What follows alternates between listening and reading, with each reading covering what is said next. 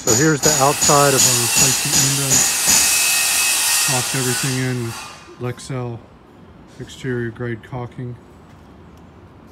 Don't skimp on this step, but use cheap painter's caulking. It's well worth it.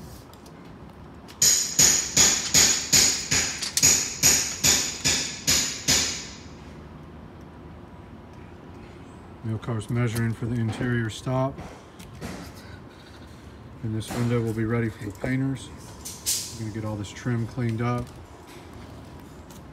Matches some of the historical windows next door. This is where we took out an old damaged window.